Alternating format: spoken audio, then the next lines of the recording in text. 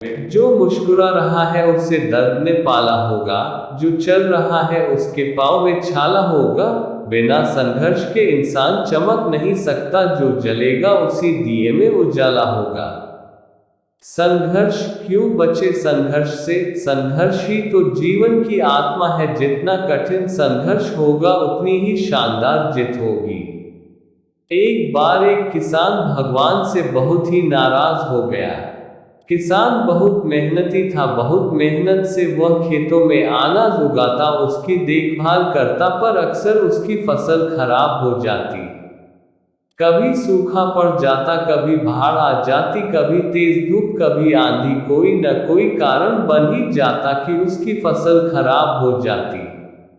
एक दिन वह किसान गुस्से में आसमान की ओर देखकर भगवान से कहा, हे ईश्वर, आपको लोग सर्वज्ञता मानते हैं कि आप सब जानते हैं, कहते हैं कि आपके इच्छा के बिना एक भी पत्ता नहीं हिलता, पर मुझे तो लगता है कि आप छोटी सी छोटी बात भी नहीं जानते। आपको तो ये भी नहीं पता कि खेती बाड़ी कैसे करते हैं। अगर आप जानते होते तो हर समय जो बाढ़, आंधी और तूफान आते हैं वो कभी नहीं आते। आप नहीं जानते कि कितना नुकसान उठाना पड़ता है हम किसानों को। यदि आप मेरे हाथ में यह शक्ति दे दे कि जैसा मैं चाहूं वैसा मैं मौज कर दूं, फिर आप देखना मैं अन्य के भंडार लगा दूंगा। भगवान इस किसान के तीखे वाक्य सुनकर मुस्कुरा रहे थे और वह किसान के सामने प्रकट होकर बोले, मैं आज से तुझे यह शक्ति देता हूं कि तुम अपनी खेतों पर तुम्हारी जैसी इच्छा ही तुम वैसा मौज कर दोगे। मैं बिल्कुल भी दखल नहीं दूंगा, तुम्हारी इच्छा से सब कुछ होगा। किसान बहुत खुश हो गया।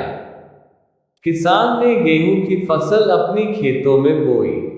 जब उसे लगा कि खेतों को धूप चाहिए तो खेतों को धूप मिले, जब पानी बरसना चाहिए तभी पानी बरसा। आंधी, तूफान, बाढ़, कुछ भी उसने अपने खेतों पर आने नहीं दिया। किसान के खेत में इस वर्ष ऐसी फसल हुई जैसी कभी नहीं हुई थी।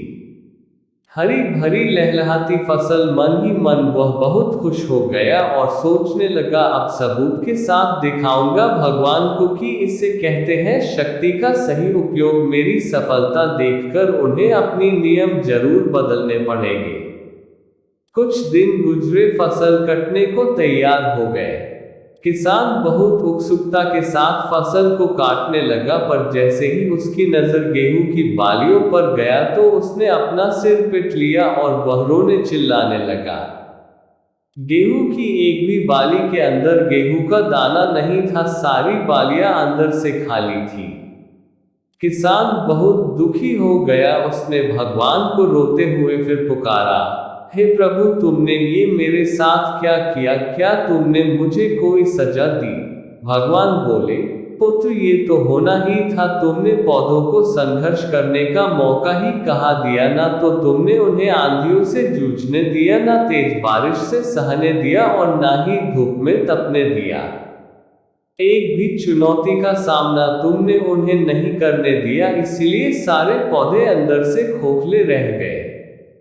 जब आंधी, तूफान, तेज बारिश और धूप पड़ती है तभी ये पौधा अपने अस्तित्व को बचाने के लिए संघर्ष करते हैं, और इसी संघर्ष से एक बल पैदा होता है जिसमें शक्ति होती है, ऊर्जा होती है, और यही ऊर्जा पूर्ति तेरे गेहूं के दानों की तरह जो नहीं फूटी, तूने उन्हें कठिन परिस्थितियों से गुजरने ही नहीं दिया जहां उनके अस्तित्व का जन्म होता। सारे बालियां इसलिए खाली है, इसमें एक भी गेहूं का दाना इसलिए नहीं है क्योंकि तुमने अपने पौधों को संघर्ष कराया ही नहीं। याद रखिए, स्वर्ण में स्वर्णीय आभा तभी आती है जब वह आग में तपने, गलने और हथौड़े से पीटने जैसे संघर्षों से गुजरता है।